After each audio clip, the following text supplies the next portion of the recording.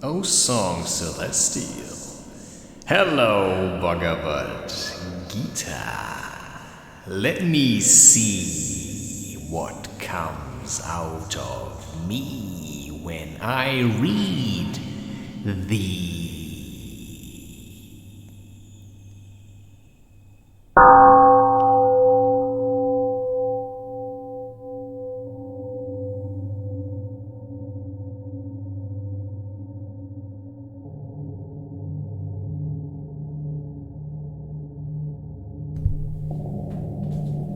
Yo, it's the next session, man. Or a woman, I just gotta say this often. Because like I said, I don't know who... I have to see us as equals. I have to see men and women equally responsible for their actions. If I, let's say, walk through life with a condescending demeanor towards women, then I will run into a lot of problems, because if you condescend, then you don't take something serious. Now, humans try to have a condescending attitude towards nature and everything, literally. And that means, yeah, this is also an imbalance, of course. So it always brings me back, because this seems to be the main topic of the Gita. There is this corporal entity that says, you know, I am God, I am God. But there is no such thing. There are people who can bring a lot of things together, which you may call a singular being. But this is all really complicated. All you have to know is that in the end you choose. But if you choose what others have implanted into you, then it's not really you choosing, but you just following. And if where you live, whatever area of the world this is, has started to basically implant all kinds of ideas into the minds of the people so they can control them for power, well, then you have to truly question what is going on. And if somebody comes to me and says, well, I am God, you know, I am this thing, I am Krishna, the Supreme, the all-magnificent, and I say, yeah, okay, but then you're also exactly the opposite. And who am I listening to now? So, because if you claim to be all, then you cannot just be one thing. So you're all at the same time, so you're a trickster. And that's in a sense what all gurus and yogi are. But they must be so in a balanced way. So you've seen me read in what you may call lightful, demeanor, in a lightful way. I start and I praise, you know, that's how it sounds like. Completely, somewhat not judgmental, and suddenly I flip. But the flipping isn't something I can really control. It's simply what then wants to come out. So sometimes you also simply have nothing to give anymore, but my take on the Bhagavad Gita will hardly change. Because it's nothing that really calls you for action. It just talks about things that are entirely irrelevant to my daily life. And especially to modern times. So if you cling to the Gita for a teaching, you will find nothing. That's my perspective. What I find is that you cannot find what you're looking for in the Bhagavad Gita, because modern times are completely different. But other people may say otherwise. I don't just dump on it because I like dumping or something. I just don't like an imbalance. And this is what I have said fairly early already in these recordings, that the Bhagavad Gita has probably been written by a really imbalanced, I sit around and just write stuff and just imagined everything is love and light.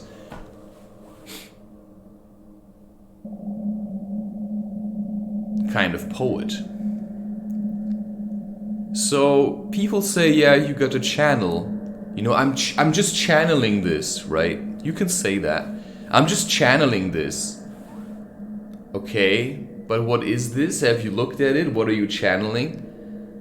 People say they're channeling stuff and then they think they can not take responsibility for what they've channeled. It's not me. I'm channeling this other being. No, you're just channeling yourself. And why? Because whatever energy is or where it comes from, if it passes through you and you turn it into action, then it's your responsibility. So you're channeling, okay, right? But what are you channeling? What's your intent for channeling? So many people say, yeah, I'm channeling this so-and-so galactic being. No, you're just channeling yourself, my friend. Because if it passes through you, if you're in the end the one that's creative, that's speaking, that's writing, that's making art, then it passed through you, which is why, right, okay. What people don't understand is, they just use the word I channel to say, yeah, I channel someone else. It's impossible. If it passes through you, it cannot be someone else. So you try to not take responsibility for what you're channeling, so you don't have to identify with this because maybe it scares you or it sounds too higher wisdomish. The idea is you live in an area, you live in a world, and you can feel energy. And once you start channeling, it just means you're a channel. So energy passes through you. But if it's the energy of some other being, then it just takes control over you. Then you're just weak. I don't think it works that way. I feel like, yeah, you can be controlled and other people can get into your mind, but then you still have to take responsibility. Because why have you given up? You shouldn't let others take control of you. You should listen and then make a choice. So when I channel, I often feel like there are emotions welling up, all the stuff that I have looked at, all the information that I have gathered. This is all also emotional. And when I channel, then it wells up in myself, comes to the crown, and then I have certain insights.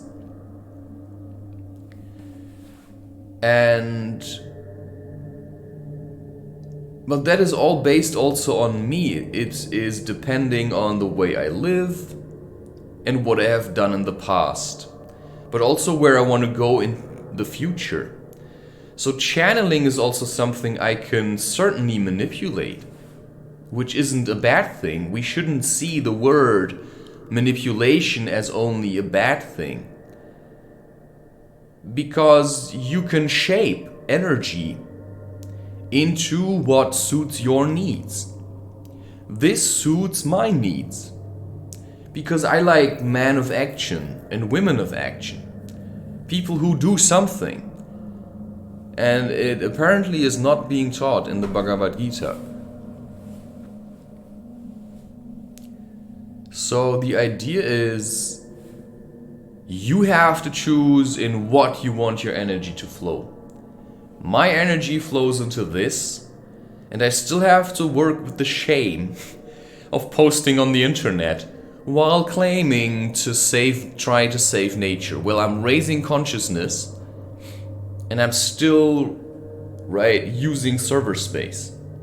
But I do so because I feel it is necessary to do this, because there are so many of us that in order to change this, I feel like I need to reach out to people who want to take responsibility but just don't know how. Or they feel alone about doing it, or they want to help but they feel so shit about life that, they'd just rather die.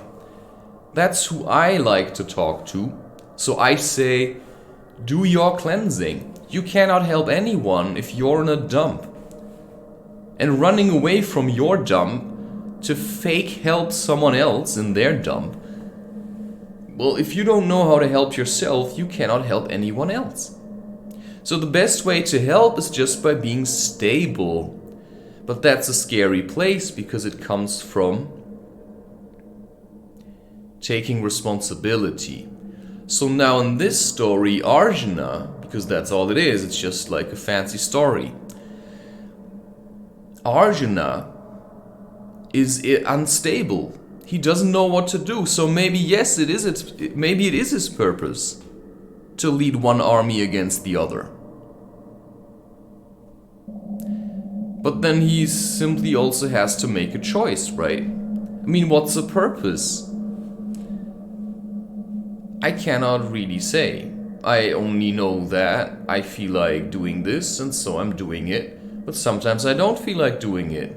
And then I sleep, and then I wake up, and then I continue. Because I've come too far. And my life still isn't where I would like it to be.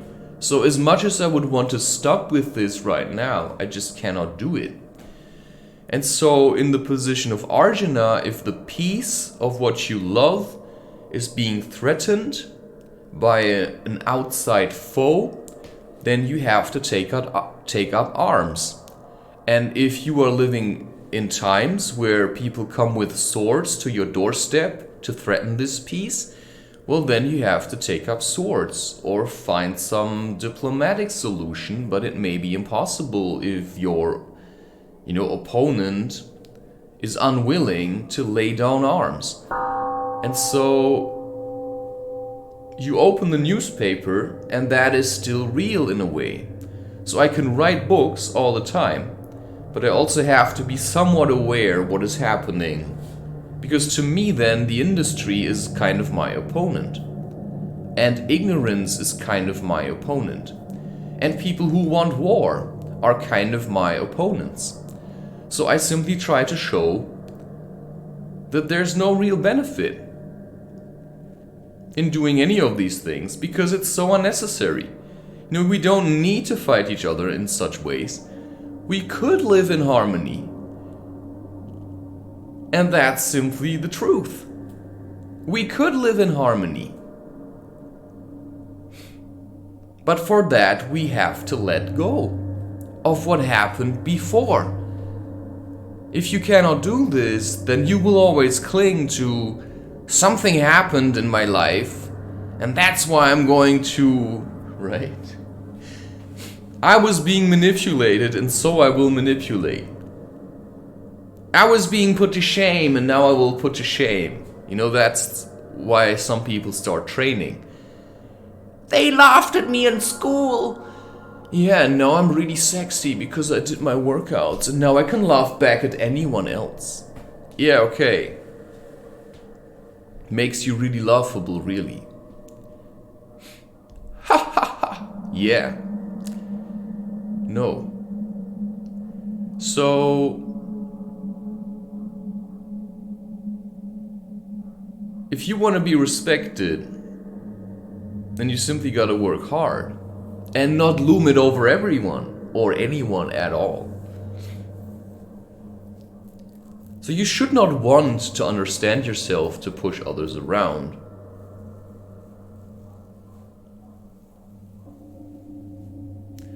But anyway, I'll just eat this half melon and then read the next section. And then do other things which I would much rather do than any of this here. So hello. Apparently this is super unnecessary. but who can tell? I have never once given up. And when I started reading this, because I am constantly in doubt of whether I should continue with this, but when I started reading aloud again something, recording these things, I felt like there was something that was quenched. Some kind of a uneasiness in myself. But now I also feel pressure to do other things again, which is why I don't take all my time for these recordings, because there's other things that I must be doing. Okay, now we're at chapter 14. Yeah, roughly 2 pages. I'll just see.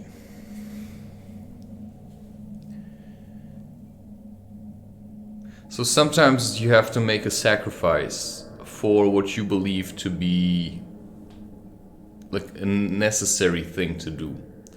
Also for your own personal development. So I see it that if there is an internet and it's full of stuff, it's not gonna stop just because I don't use it. But it may stop because I tell people to live life again. But this can be part of life, of course. And it can be part of I build myself something like a business, because that's how I can reach most people today and then tell them to cleanse in whatever way they find helpful.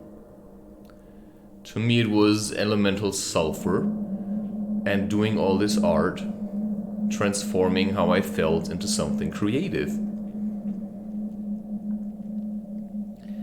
Okay, Krishna speaketh.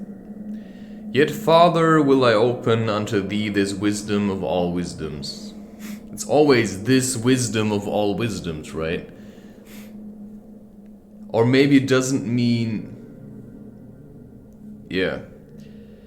Uttermost, the which possessing, all my saints have passed to perfectness. On such high verities reliant, rising into fellowship with me, they are not born again at birth of kalpas, nor at pralyas suffer change. So in terms of suffer change, to me this growing of the beard without trimming it is also, in a way, a nuisance. Why? Because now I have to, while I eat, right, there's then always, also when you drink, there's stuff stuck in your mustache. But I see this as a necessary step in my own personal development to let go of how I think I look and simply let it all go. So I cannot trim my beard or hair. Okay, but how long is my hair going to get if I don't trim it? So this is something I have to worry about now, and this is part of change. So here it says, suffer change. I mean, is change suffering? Do I want to stay the same all the time? I believe change is a natural thing.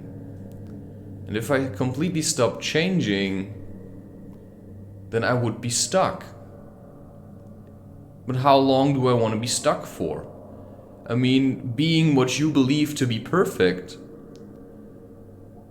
may feel really interesting for some time, but that too is gonna get boring, whether you want to or not. Because what you are now may not be useful anymore in 5,000 generations. So the skills I have developed now, okay, I don't need to play with the computer and create these things on the internet.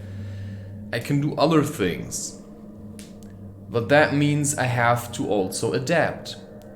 I have to adapt to my current position in life and say, hey, okay, I'm in a dump, so maybe I should stop playing around and take this a bit more serious.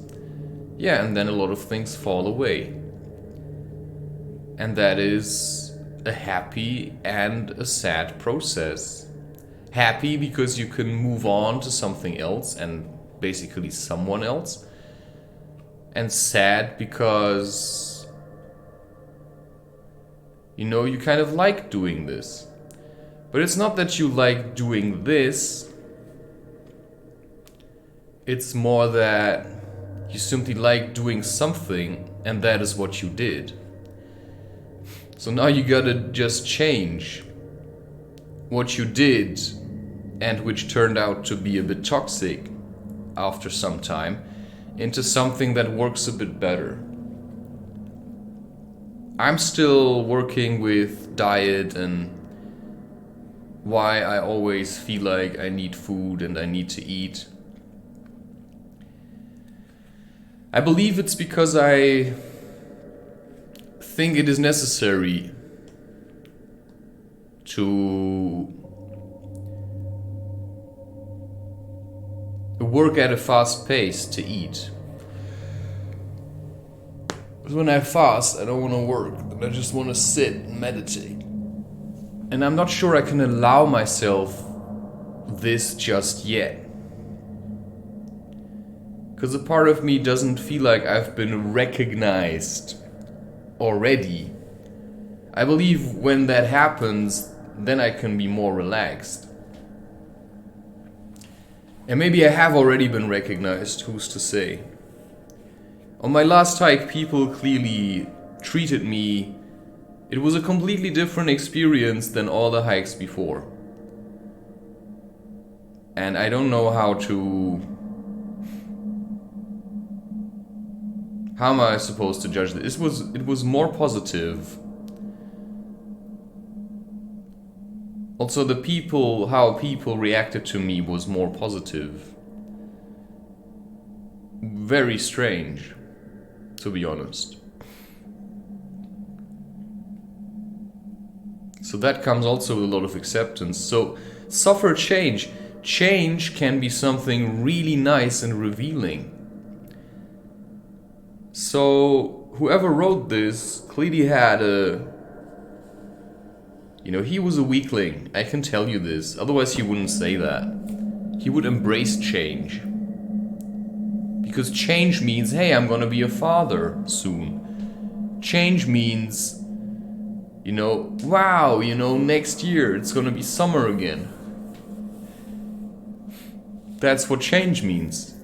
If it's always summer, you don't appreciate it as much. But if you know there's only a limited time where it's nice and warm and days are a bit longer, then you can appreciate it again. So change is also a blessing. So to just say suffer change, suffering is what makes you stronger. If I hadn't suffered through so many hikes. So the word suffering probably needs to be understood in a completely different way.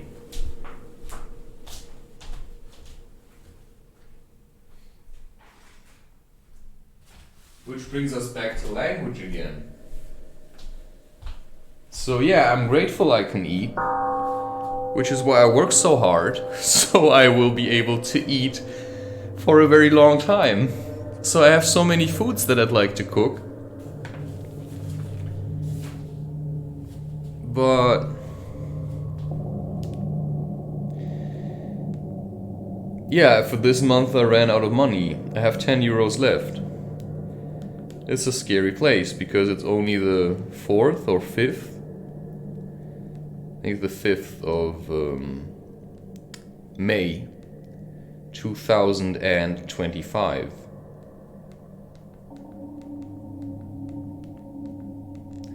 Okay, suffer. Let's just check where this word comes from, the etymology. Middle English from Anglo-Norman French souffrir, from Latin suffere, from sub, from below, faire, to bear. I told you he's a weakling, man. You have to bear the burden of being alive. You have to bear the burden of your past actions. Not just your actions, also other people's actions. To lead a balanced life, everything you chose to do and everything that was done to you needs to be carried. And then you have to always flip the coin. So from below and to bear, and this is the root chakra thing, where we say that's where all the roots of all the problems and stuff lie. But it's also where your roots are. You see, it's kind of has shaped who you've become to a certain degree. But now you have to transcend it. You have to send it up your spine. Which is why you need a good spine, which is hold your planks. Do your animal movement. Do your hiking barefoot. To me, this is very important. From sub. Wait, why sub? Is suf, souffrir and souffre, and then it says sub and faire. Sub, faire. Sub from below, faire to bear. Oh, wait. I have to look up what the... You see? Now it comes. Suffer. The first explanation, the first translation or the first meaning in the dictionary, it's like the Oxford Standard Dictionary, is suffer, experience or subjected to, now in brackets, something bad or unpleasant. That's the first meaning, which just shows you we're living in a time where everyone's a whiny little weakling. Which is why I tell you to go hiking in barefoot so you can grow strong again. Because suffering is not unpleasant or bad. It happens anyway and you cannot escape it. If you try to escape it, you will become weaker and weaker and weaker. And then die in a wheelchair and poop into diapers. So you have to toughen up.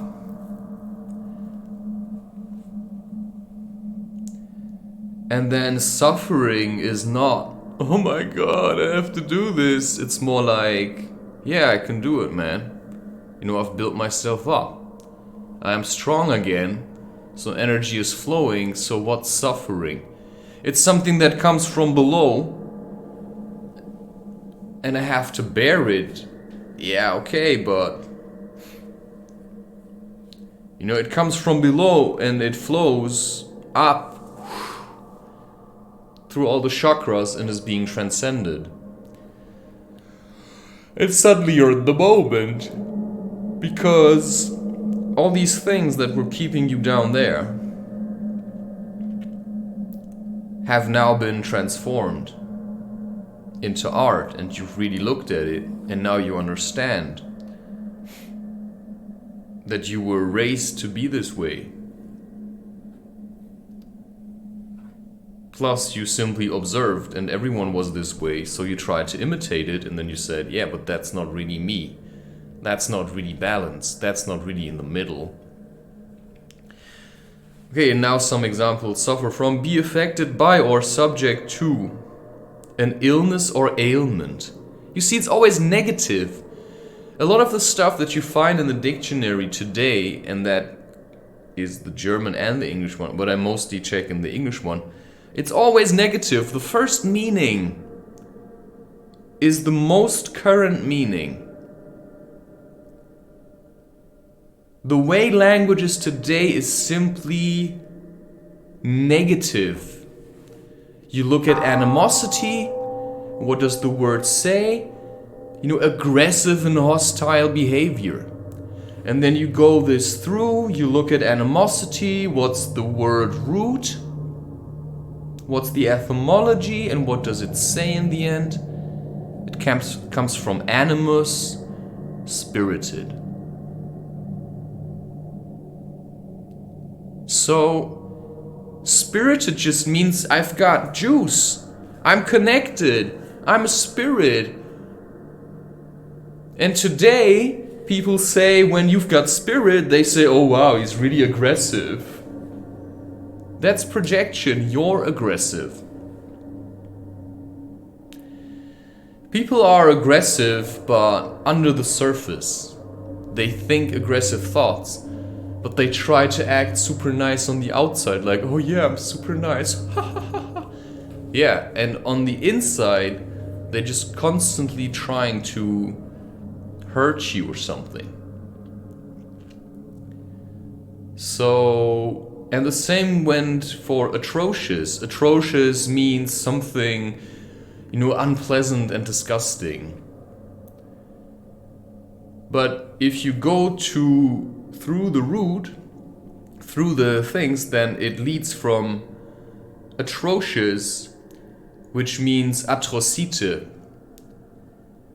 and it meant cruel. Then you look at cruel, which said, cruel, also like a mean act, whatever, and the etymology of cruel led to crude. And then you look at the etymology of crude, and that meant raw, rough. And then you say, okay, wow, I can deal with that one. Atrocious just means the way it is. It doesn't mean it's bad or it's good, it's just the way, it's raw, rough. Raw, okay, life's tough, yeah. But raw, it's also the raw state of something. You look at it, that's how it is. Society is in a dump. Yeah. Society is a dump. It's creating its own dump. Because they think they've accomplished something and then people just stand around talking. I mean, philosophers aren't something you have when you're just living in nature trying to survive. That's something when you start doing agriculture. Then you have philosophers. You won't have this in a natural tribe. You don't philosophize amongst people who are active. That's people who just like to stand around and talk. Because they don't want to work hard, so they just do that. Okay, and then it says also archaic, the second meaning, tolerate. France will no longer suffer the existing government. Allow someone to do something my conscience would not suffer me to accept anymore. So suffer also, means then in that what it said, to bear in a sense. You said it's enough, right? I cannot take any more of your bullshit.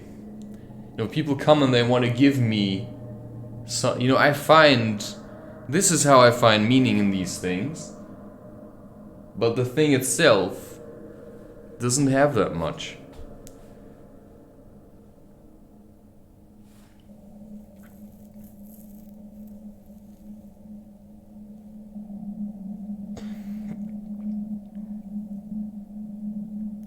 There's also something else I had.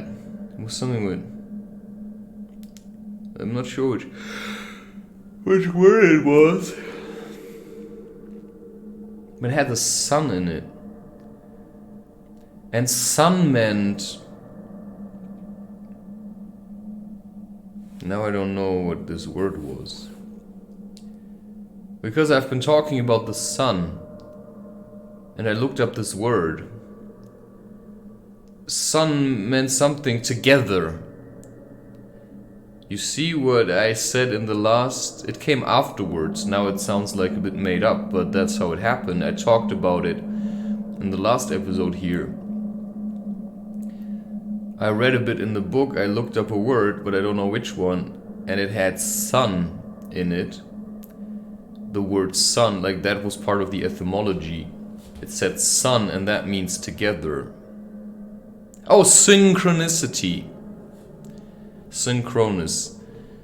Synchronous, it comes from then sun and chronos. And sun said together, and chronos said time. And now comes the other interesting part. Then I looked up time. And there was lots of stuff, also examples, like sentence examples, how to use the word. And then you came in the end, it said time.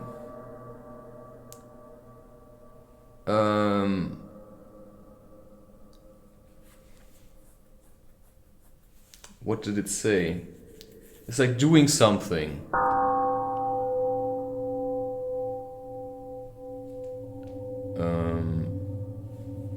I can just look this one up again.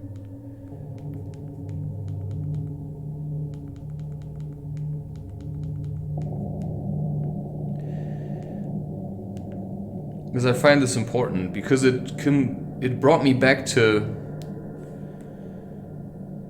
Zen. Okay, the first, the indefinite continued progress of existence and events in the past, present and future regarded as a whole.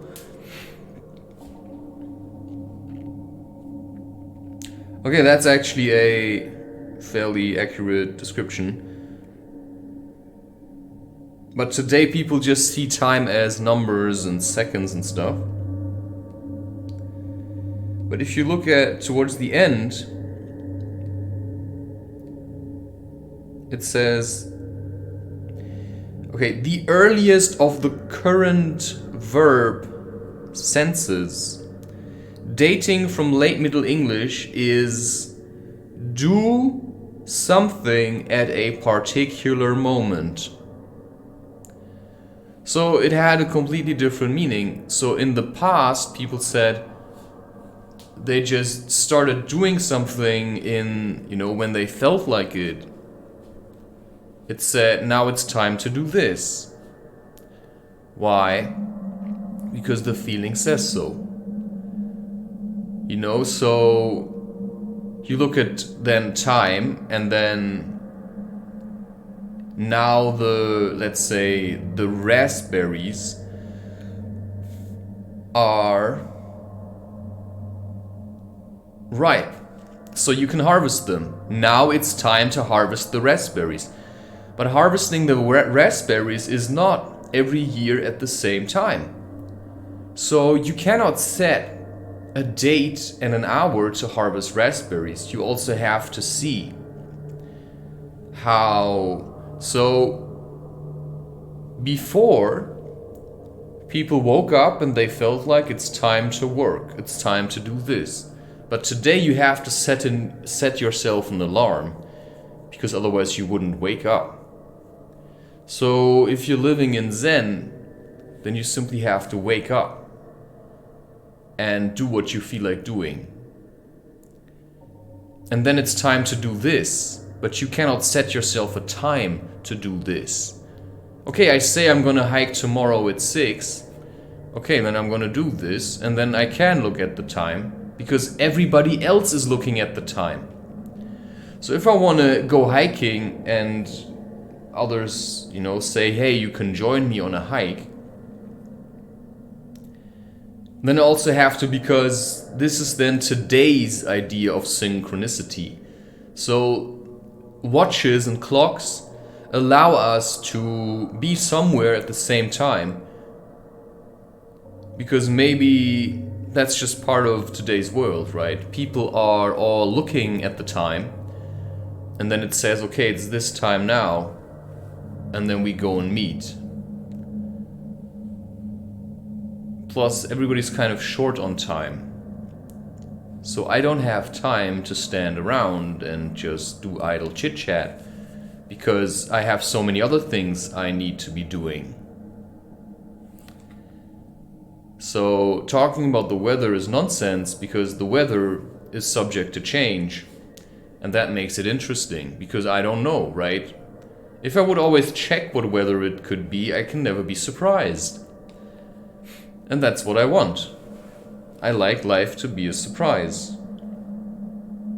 Which is why I don't, I have deleted most numbers of most people. Because I said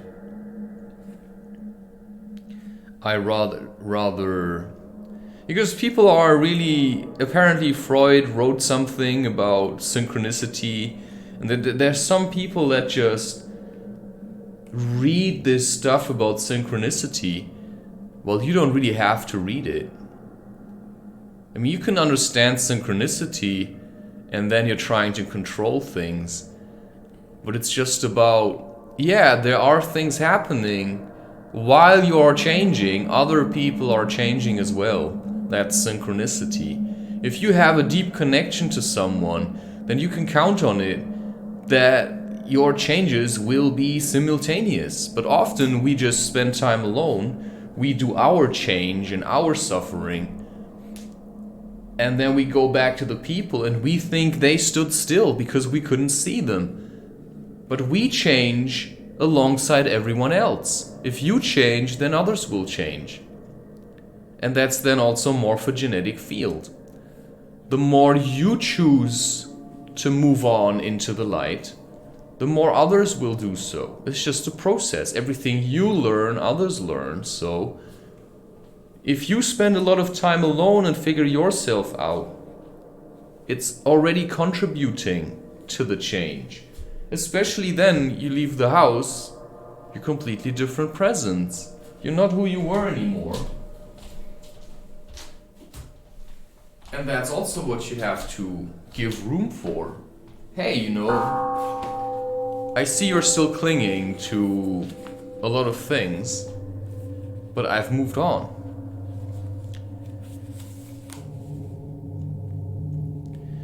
Okay, the universe, the womb, is where I plant seed of all lives.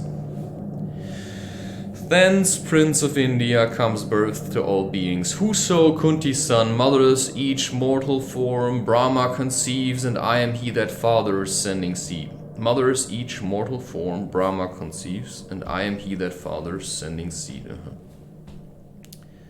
Satwan, Rajas, and Tamas, so are named the qualities of nature, which means thus fastness, soothe, to soothe.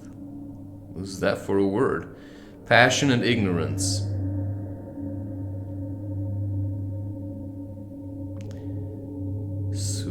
And what's about consciousness? Or is nature just basically ignorance? You're just doing what you're doing, but you don't know why.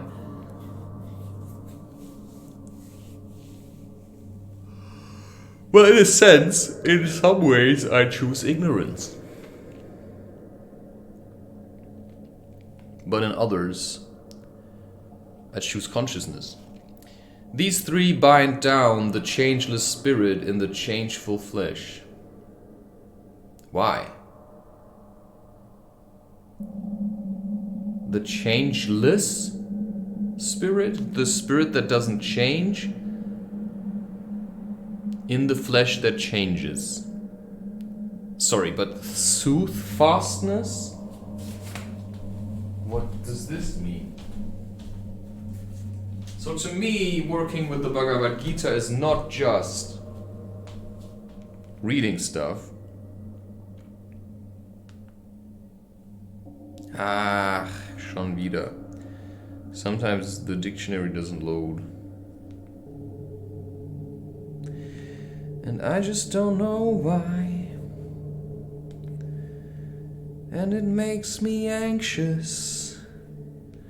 So I would like that everything just works. Maybe I'm just too impatient. Okay, let's check the word. If it at all exists. Seems to be a really weird word. Soothe. Can't imagine that this word exists. It doesn't.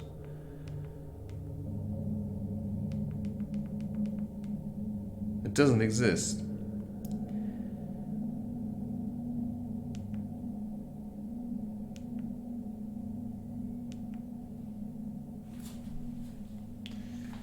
Soothfastness.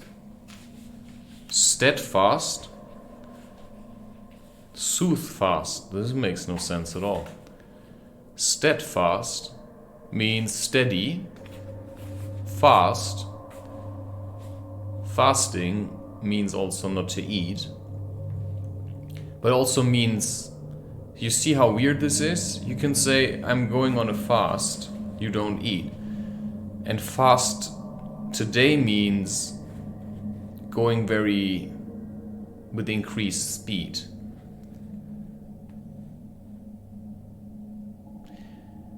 But then in a word like steadfast, it means like firm, right? So soothfastness. So soothe, okay. We can, no. To soothe is like to calm something, right? Could be something like very calming. Soothfastness, passionate ignorance. These three bind down the changeless spirit. So the spirit that is fixed, that cannot change, in the changing flesh. Yeah, it may be so.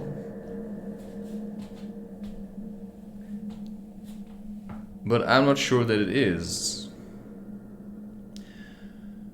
Whereof sweet soothfastness, by purity living unsullied and enlightened, binds the sinless soul to happiness and truth. And passion being kin to appetite, and breeding impulse and propensity, binds the embodied soul, O Kunti's son. By tie of works, but ignorance, begot of darkness, blinding mortal men, binds down their souls to stupor, sloth, and drowsiness.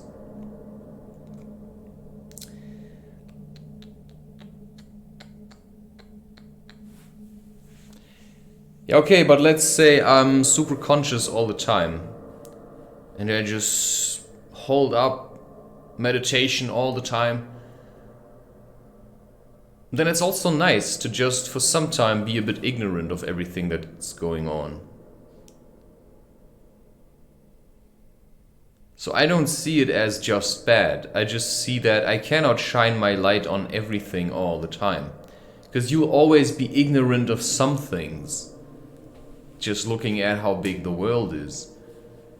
So if I want to focus on myself and also do my stuff,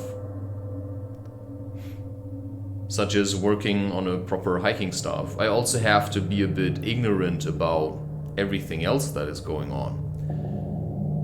And that's what I mean with, then you leave the house, you meet someone you haven't met in a while. Hey, it's a surprise, right?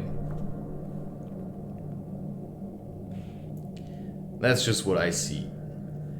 So everybody labels these words and then they say, yeah, that's how it is. Yeah, it isn't really. Ye, Prince of India, soothfastness binds souls in pleasant wise to flesh. The word itself just makes no sense.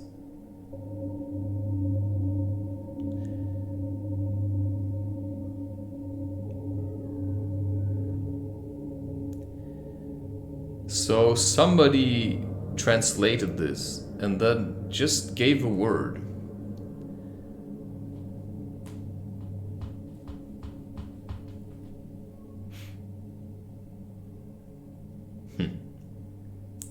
I think if you really want to know what this word means, you can just look it up. I choose to remain ignorant of what other people believe it means. To me it means that whoever translated this has no idea what he translated there.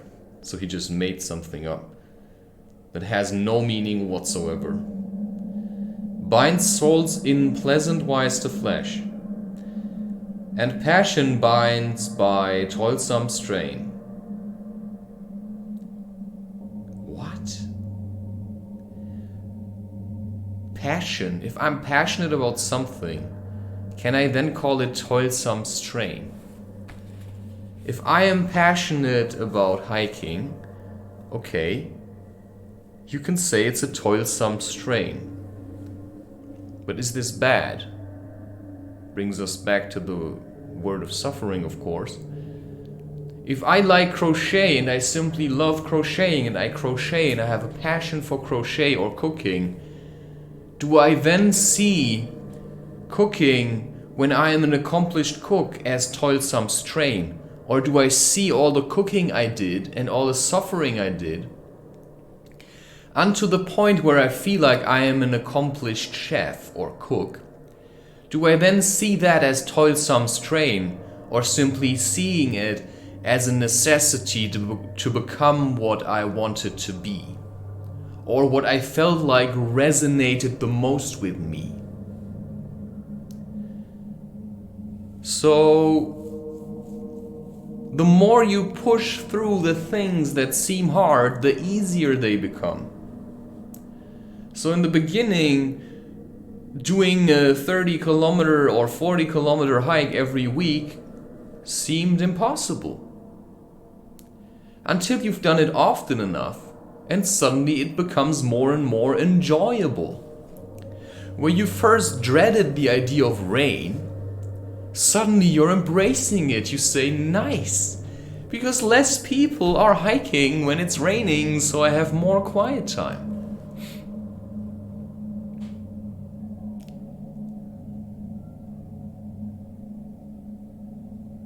Plus, it's not so hot. It's not so suffocating. I know that nature is receiving its rain. But for that, I have to first toughen up.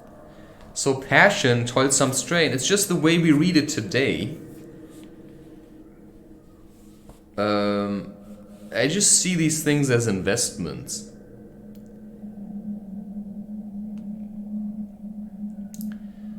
But ignorance which blots the beams of wisdom binds the soul to sloth.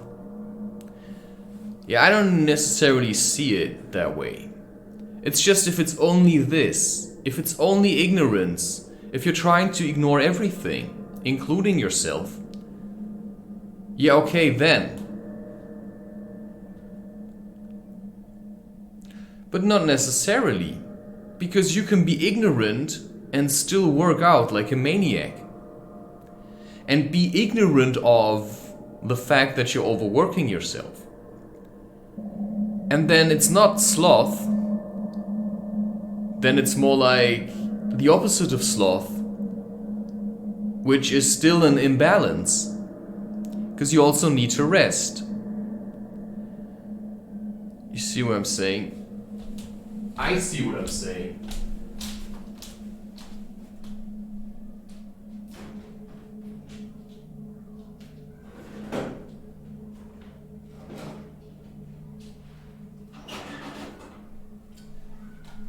So to be honest, I believe that I'm actually doing a good job.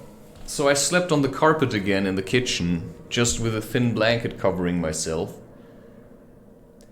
And because I do this most of the time, when I sleep on my K-Hawk mattress with a proper blanket and a pillow, then it's like super nice. But sometimes I just have to earn this. I only do this when I really feel dead and empty and I have really nothing to give anymore. And the only thing that can help me now is just sleep on a bit of cushioning with like a really nice snuggly blanket. You just cover yourself up. It's like, yeah, this is so cozy. Yeah, but most of the days I'll choose to do the other thing. So I'll choose hardship simply because, yeah, it just makes you hard. Hardship makes you hard. And then what's hard in the end? Because you've hardened. So what's then hard? It's just so incredible once you start to see yourself after you've pushed yourself. And then you read this and you think, yeah, it's not really.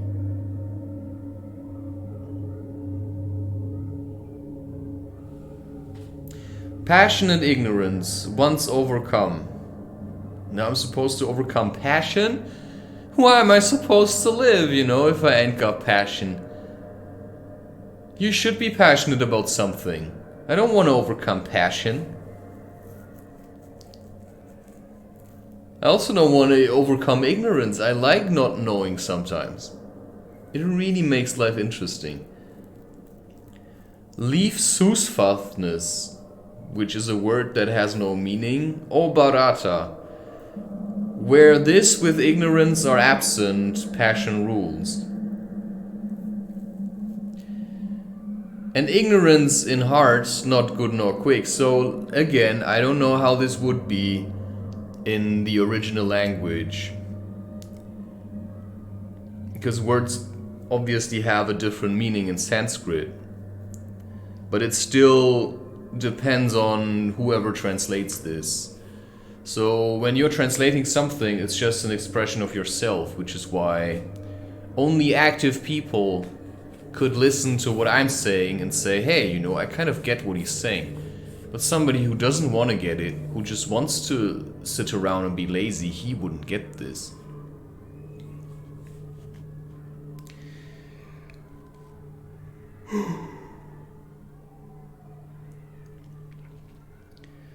And ignorance in hearts, not good nor quick.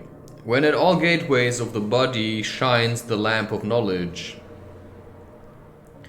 then may one see well soothfastness settled in that city reigns, where longing is and ardor and unrest, impulse to strive and gain and avarice. Those spring from passion, prince.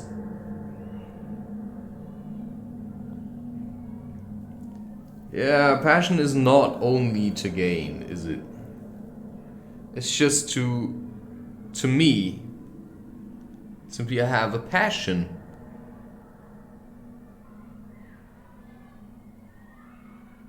So yeah, I also want to learn. In a way, I want to have knowledge. And I simply like to do things, but also to get better at doing them. So I am passionate also about myself, which is why in the end, if I say, hey, I'll give up overeating or overindulging myself on salt for my own spiritual and physical and emotional well-being. So passion can also say, hey, I'm passionate about life, so I want to stay alive. So I have to figure out what, kills my spirit. And that was what funneled me to stop with eating sugar all the time. I mean, you can make a muffin with dates, right? They're already quite sweet. And you can make pancakes with apple mousse in it or bananas. That's already quite sweet. And that's then your sweet delight. But you're not going for the just sugar thing. Right? You just don't buy sugar, but you can buy dates. But then you again have to realize to not overindulge. Oh wait, what's this?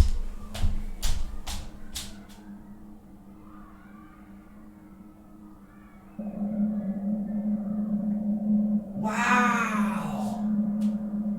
It's a little like a falcon or a kite. It just flew right at the window. Man, am I glad that I'm awake and that I pay attention. Wow! It just flew right. I mean, I'm just telling you, when you do your cleansing, and your energy becomes different. It really changes also how other animals interact with you, or beings. You know, if others are animals, then I'm an animal. And suddenly you have a completely different perspective. Wow, what was this? I have to look this up. This is so much more important than reading this junk.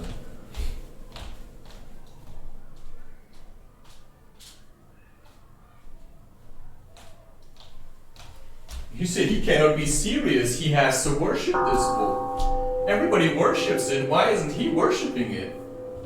Because it's devoid of everything. Oh yeah, and there's also a plant that I found now that apparently tastes like garlic also, not wild garlic. It's called Knoblauchsrauke.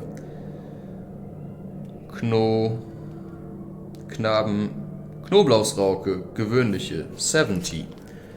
So I have a book with these flowers in. Oh. Okay, I'm not sure if I ate the right one. I felt like it tasted like garlic.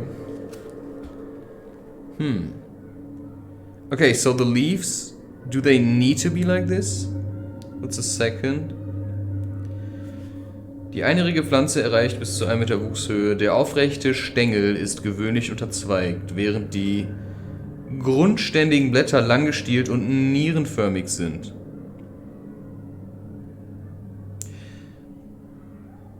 Zeigen sich die oberen Stängelblätter zugespitzt und am Rand tief gezackt. I think next time I just have to take the book. Die kleinen weißen Blüten, okay, vorkommen, die Pflanze wächst auf nährstoffreichen Boden und feuchten Gebüschen. Alle Teile dieser alten Heil- und Gewürzpflanze enthalten Knoblauch und Senföl. Okay, it's called Aliaria petiolata. Aliaria with a double L. Aliaria. With eyes, not E's. Aliaria petiolata. Okay. There was also one other one. Yeah, I'm not sure. Wait, how is it called? Oh yeah, Sauerampfer. That's also edible. You know, this is good stuff you should know. Sauer, Seifenkraut, SA, Sauerklee. Yeah, that's interesting. Why is it not in here?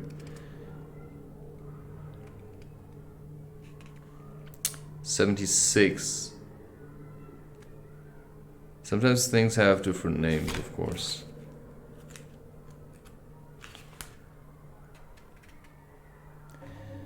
Walde Sauerklee.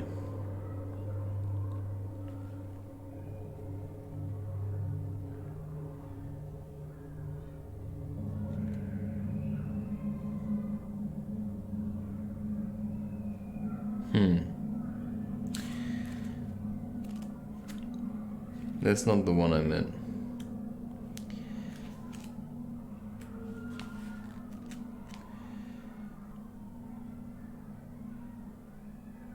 Achillea millefolium.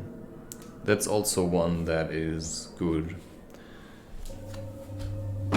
If you know how to identify it, which I still find really hard. So sometimes it's actually nice also to simply test a little, but yeah. I wanted to look up the bird. Wow, I'm so much more interested in the real world, man. Woman.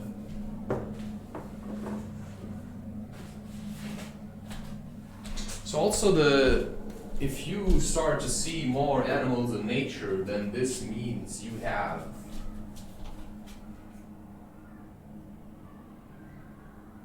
okay, that was a blackbird.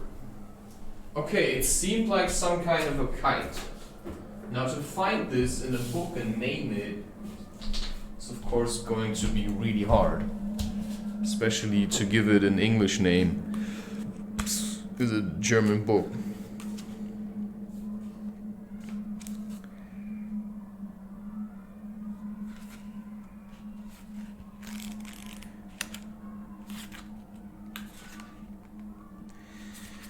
Yeah, it was something like this. A falcon. Hard to say. Could be Sperber. But then probably a young one. Could also be all kinds of other things. It was certainly brown, which makes it more like a female.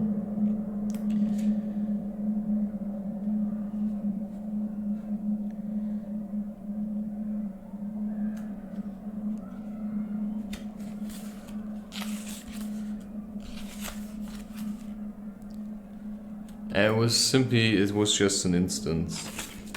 But to me it's nice to see animals. This is really what excites me. And this is what I would like to pass on to people. That it really pays off to go to nature and suffer. Which is why as soon as I pick up on this whininess, I start to tear it apart. Or highlight it. Because if you don't see that it is whininess, then you wouldn't know. Okay.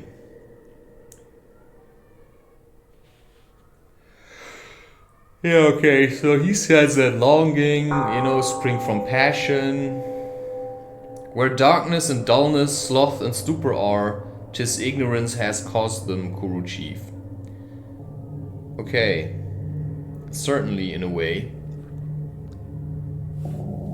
But you cannot say that darkness is bad. Because darkness can also help you to find the way. Which is, if you look at Avatar: The Last Airbender, the cave of the two lovers or something, is an episode where Aang and his band, including some traveling people, are caught in this cave, and only when they turn off the light in the end can they find the way. So sometimes you just have to go through darkness, and then it's better if you don't see it as just bad. Moreover, when a soul departeth, fixed in soothfastness. I mean, being steadily soothed, you could say it maybe like this. This would then say, yeah, okay, I am kind of settled, resting in the middle. This would make then passion and ignorance the two extremes. And then soothfastness, it's this resting in the middle, this being content, right? But to me that only happens after I have done stuff. Plus, I still like to be passionate because that's what I believe life is about. Just look at, maybe you see sometimes animals, the way they feed. I mean, we're not talking about the cows standing on, we're talking about wild animals. After the spring, right? Or in the spring when all the fresh stuff comes up. I mean, they eat with a passion. They like, nice, delicious, yeah. You see, they gobble it all up.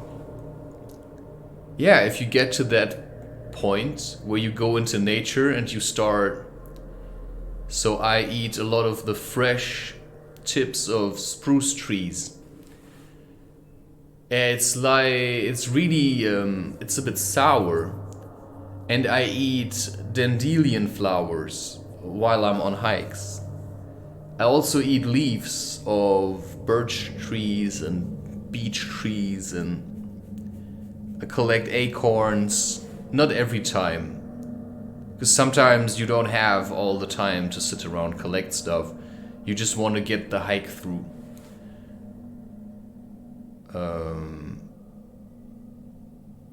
I also wanted to check if I should hike half an hour earlier next time. Because if I don't sleep anyway, it doesn't matter when I leave. So I just wait when sunset comes. So I have an app that tells me the moon phases and the sunset and sunrise times throughout the year. Moreover, when the soul departeth, fixed in soothfastness, it goes to the place, perfect and pure, of those that know all truth. If it departeth in set habitude of impulse,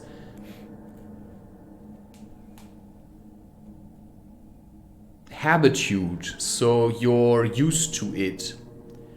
If it departeth in set habitude of impulse, so you have to learn to let go and to move on. And then you are habituated to this letting go. So you're no longer clinging, which is then when you die, you're not holding on like, I don't want to die. No, you just say, hey, I'm dying, and then it's just your last breath. This is how it's been described in A Watership Down also. How rabbits never die in the warren. They always leave the warren and find a place in nature, and there they just die. And I believe this also would be better for humans if there was still enough nature to be. But here people are just clinging, which is why they all die somewhere in beds rather than underneath trees. You see, I'd like to die underneath a tree and then hope that nobody will find me. So maybe I have to dig myself a hole first, and when I feel like I'm dying, I'll just crawl into it and make sure that nobody will ever find me.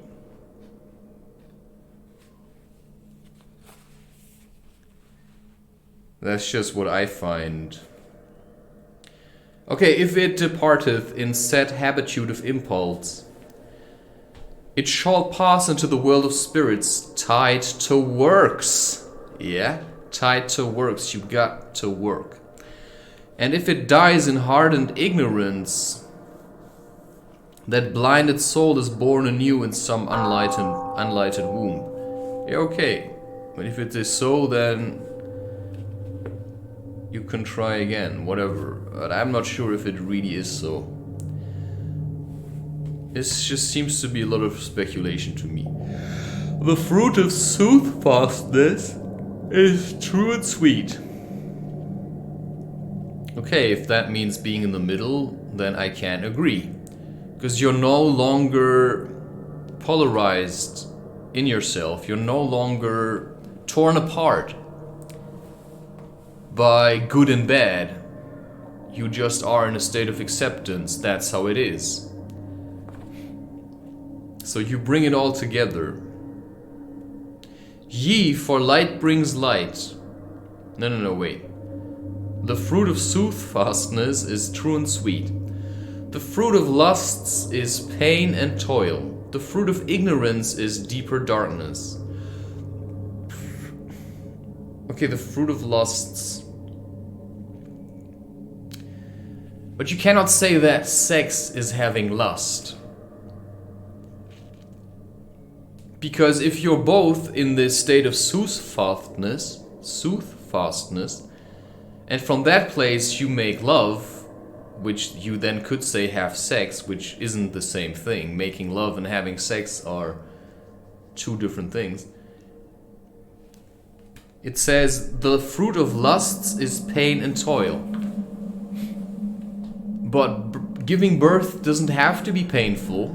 There are women that are like, oh, it's so painful, oh, please, inject me something so I don't feel the pain. Give me painkillers. But there are women who have hardened themselves. They just give birth. And then this can also be pleasurable. Right? I mean, you don't have to identify with always pain. It is only painful when you are unflexible, so you have to be flexible, but at the same time also hard. So I can be hard and I can be flexible. depending on what is required. And so you can practice the headstand and realize yourself becoming like an upside down tree. It's also great for getting a new perspective and realizing that your head becomes more and more tough.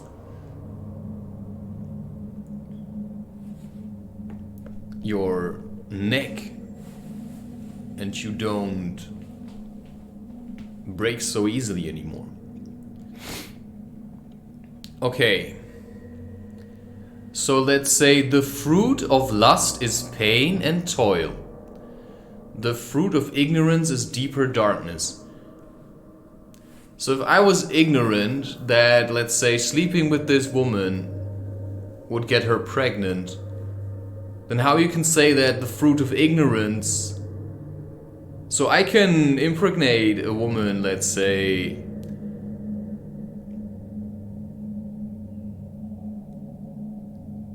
while we're both drunk on alcohol, and then we wake up and suddenly she's pregnant. Then do you want to say that this child is darkness? Or do you want to say that she was in darkness, and though her actions seemed ignorant, they still brought her a little bulb of light, however much it screams? Yeah?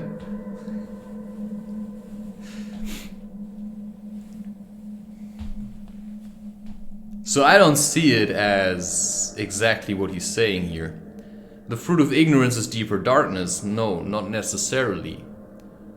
Because I can also be ignorant and still have intuition without really knowing what I'm doing, because that's what it was for me most of my life. I didn't really know what I was doing. I was simply living, pushing through. Everything was dark. And occasionally, because I kept pushing through darkness, I usually came out into the light.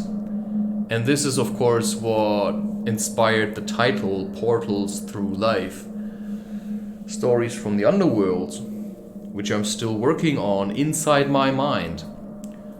So you could say I'm now ignorant of how this book is going to come out, but once I've written it, you know, I'm gonna feel more lightful again, more light. Okay, those of the first rise ever higher. Those of the second mode take a mid-place. The darkened souls sink back to lower deeps loaded with witlessness. Okay, I rise ever higher and higher. But what about grounding? So rising higher and sinking lower should be put together into I'm in the middle. I grow up and I grow down. You see, that's what some people don't get. If you rise higher and higher, then you're gonna lose all connection to this worldly life. And if you want that, then do it. But it may be a little bit irresponsible, because people will be unable to reach you. You know, you have to grow into both directions, which to me, my time with mushrooms and stuff, was really important to understand the underworld. So a tree needs to grow into the ground, so into the lower realms, and into the higher, reach as high as he can. But it needs to be balanced. So if you want to be in the middle, you have to know great depth, which is then called a depression, but you also should experience heights. So from the great depth, your depression, you work yourself up by making art or being creative.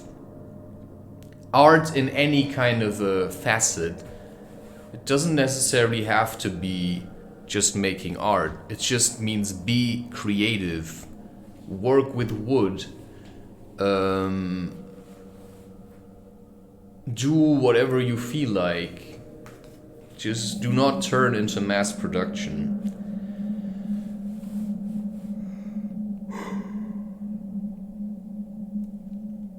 It says the darkened souls sink back to lower deeps loaded with witlessness.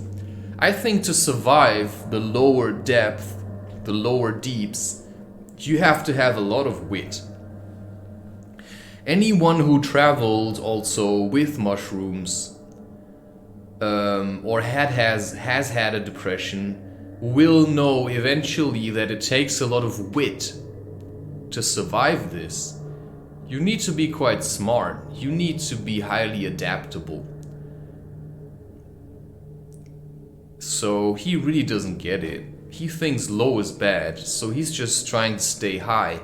And this is this entire work. It's just really imbalanced. He's just judging. He only wants to be in this high place. He doesn't want to, I don't know, chop wood or stand for hours and cook. So yeah, he's just a weakling. When watching life, the living man perceives the only actors are the qualities and knows what rules beyond the qualities, then is he come nigh unto me. Exactly, who thinks that low is bad, right? But if up is down and down is up, then how can low be bad? Then low is just low and up is just up. But the middle is the middle. So you can flip all concepts around for eternity, but the middle stays the middle. Where it can see low or up is just two extremes. But the middle needs to be the middle. And then you see also the transition. There's not just great depth and incredible heights. There's also the stages. Plus the great depth and the incredible heights, I mean, they change. So incredible heights become more incredible heights. But it also becomes kind of more stable. So you can sometimes let yourself go and really like sway in the breeze of energy or whatever that we are all subject to. Wow.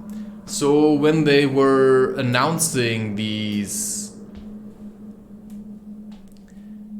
Yeah, where they said there's this virus coming and yeah, they called it a I'm just gonna say it like this, and then an endemic. Just don't want to say the word. They always talked of waves, and some people said, yeah, it's like a wave of consciousness, like a hiccup, where people could use it to really grow and then surf the wave of consciousness. That's what I'm doing. I'm surfing the wave of consciousness. Because there's an uprise. There was something coming like a galactic cosmological storm. And for some people it turned into a hiccup of fear, like ah! So here, if people have some moment of enlightenment, they say it's a fever. You know, they have the sniffles. They're trying to suppress it because they're starting to cleanse.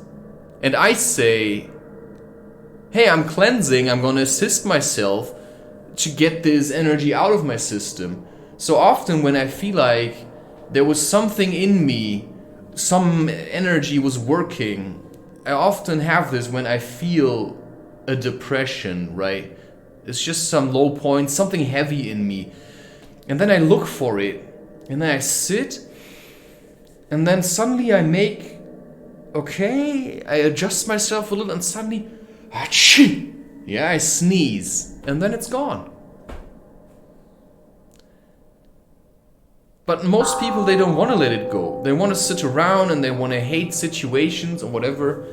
I just look at a situation, something that happened to me, I tear it apart and then I let it go.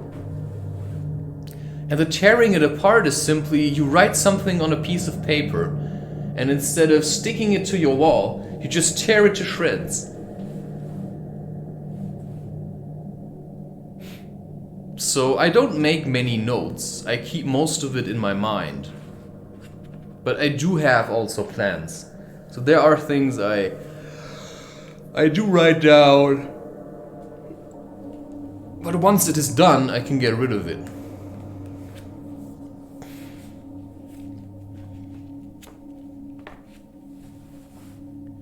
So he clearly never experienced or never dared to dive. He just wanted to soar through the sky. Okay, then maybe you are like this. Seems like you're running away a little, right? When watching life, the living man perceives the only actors are the qualities, and knows what rules beyond the qualities. Then is he come nigh unto me. So he'd be the guy who says, yeah, it's all none of my concern, but then he dumps on ignorance. But he ignores completely what's truly going on. So you can act, yeah, I'm super high, I'm super in peace, yeah, but life around you is just suffocating, and you're doing nothing to help them. So if you want to contribute to the world, then you have to be like, go a bit into this. The soul thus passing forth from the three qualities, whereby arise all bodies. You see, this is, no matter how the translation is, it's still gonna be a bit like this. Of course, depending on who reads it. But if this is what Indian philosophy is based on, yeah, then I get it. Because if you follow what he's saying, then you're basically adopting a lifestyle that is according to him bad. Because this would just funnel an existence of ignorance. If you say low is bad, then you don't know anything about balance and about the middle. So never confuse the middle with being high or feeling good. Because it's a continuous process. Lower to higher, and staying in the middle. But sometimes you have to go deep and then lift yourself up again. And this is how we grow. Okay. Overcomes birth, death, sorrow, and age, and drinketh deep the undying wise of Amrit. Okay, age you do overcome. Not because you're not aging, but you're just the idea of age. But you do become older, and you will change in the process. But because you stay flexible and yet hard, you can endure much longer. Which means you won't be old and crippled. You will be still like, yeah, maybe like a young man full of energy. Simply because you have taken great care of yourself. So age becomes in a sense meaningless, but I can still see differences. But between me, who's now 36, and someone else who's 36, there may be eons of difference. And then what is age? If I look at someone else, or someone who is 40, who's still masturbating, watching porn, eating sugar, and I let go of these things and I go hiking instead, then what does age really say? Nothing. So also age in terms of the times you're living in, the age of the world, what does that really matter? You're living now, it's gonna be a challenge, whatever it is. Because living in peace and harmony can be a real challenge, to accept this. So right now, we gotta learn to be less violent. But you can still push your projects through. in a very, yeah, I'm gonna push this, you know? That's what you have to do. You have to focus on what helps you to grow so that others can grow alongside with you.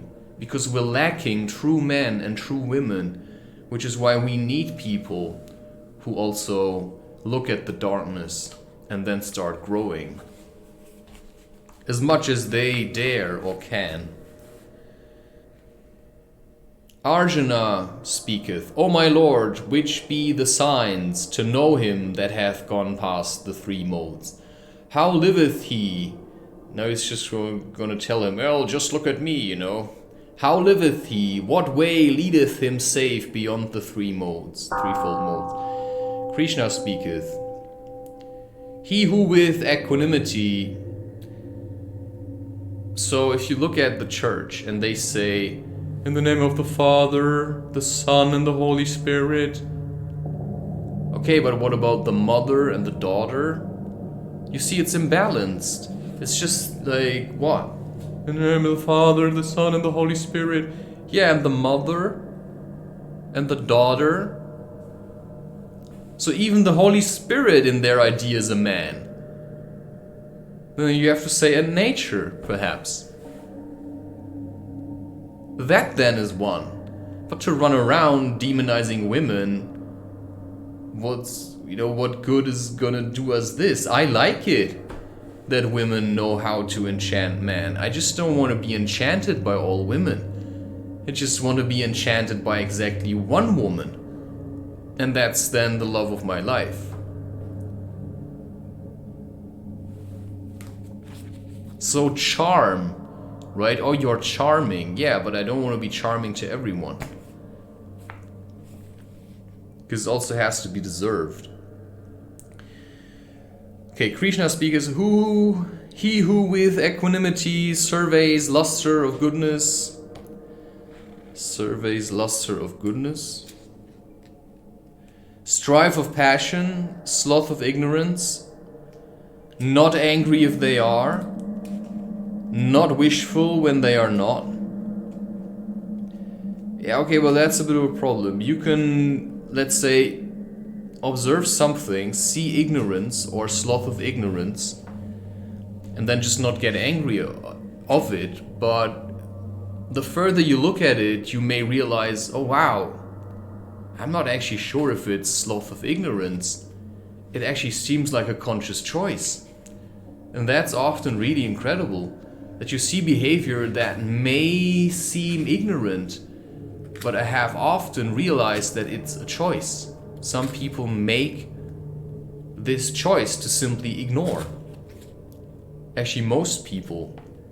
Because they want to blend in. That's an active choice. I want to be kind of ordinary. I want to be like everyone else. Well, but nobody is like everyone else. Because we're all individuals. So it's better to highlight your individual qualities by simply living your life. Otherwise, you will remain unfulfilled and just be a symptom of fear.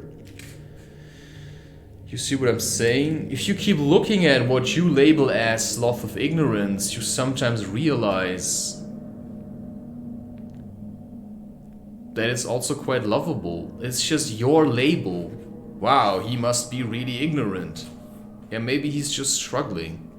Maybe he just had a different upbringing than you. What's it matter? How can you judge anything? You can judge and then say, but I'm not getting angry at it. Yeah, okay. You like high and mighty or what? Not wishful when they are not. Okay. He who sits a sojourner and stranger in their midst unruffled, standing off saying serene when troubles break, these be the qualities. It's just a clinger. He's just a clinger to thinking he knew something. He unto whom self-centered grief and joy sound as one word.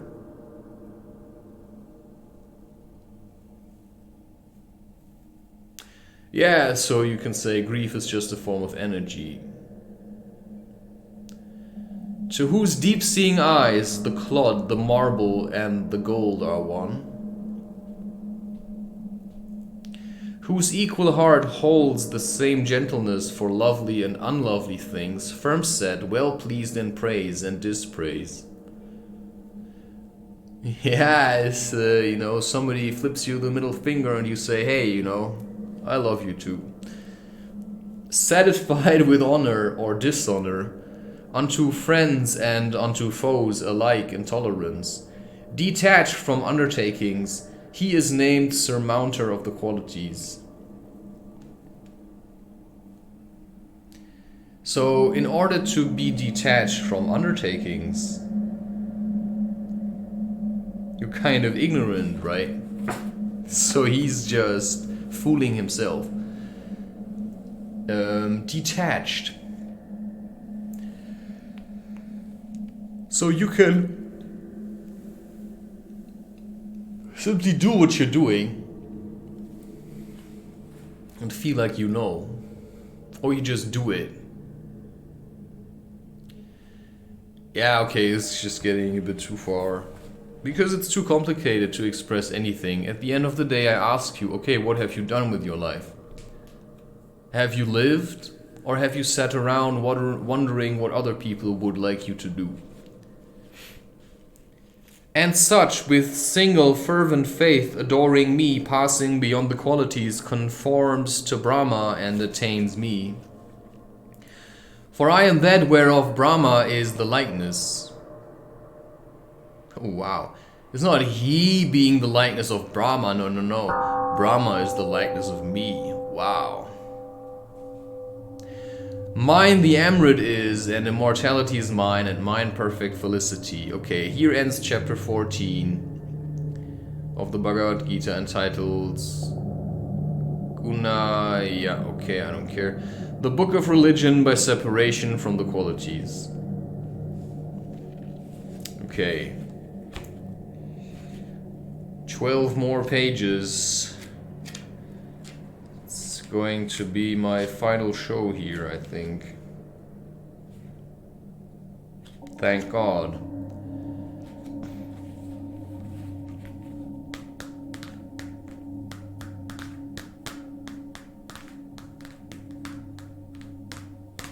It's just something I had lined up for myself.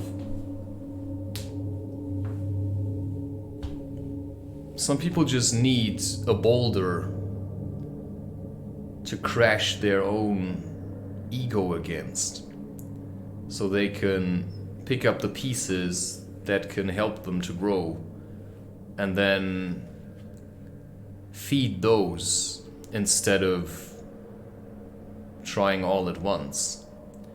So then I am like a boulder. You could put me on a stage and I would hold my ground against an entire audience of people who think the Bhagavad Gita is the best thing in the world. I would just tear it to shreds in front of their eyes. Some would get incredibly angry, but some would have to admit that there's something to it. Because it's just in everything in here, it just seems really phony. And like I said, it is not about, okay, but how is the original? Because I have not learned Sanskrit, plus the meaning you get even from if you would have been born into India and you would have been taught Sanskrit from your childhood, the language will still be subject to change according to its meaning. So a word that we use today has a different meaning than when it was used in the beginning. Which means that language usually reflects, right? Somebody says a word and he is reflecting something in himself. Which is why language continues to change. Which is why language is always a reflection of how you feel inside. Which is why you can stand on a stage and you can talk about all kinds of things, But the way you talk about these things still shows me where you stand. So no matter how funny you try to be, how much you want everyone to laugh, I still know that, yeah, I mean, you're just lacking seriousness. You're not really serious about anything. So you want people to laugh. It's just a very bad way of letting go. Okay, chapter 14 ended. Wow, an hour 40. Yeah, okay, that was unexpected. Wow, how did I get there? Because it's just 2 pages. Okay, moving on.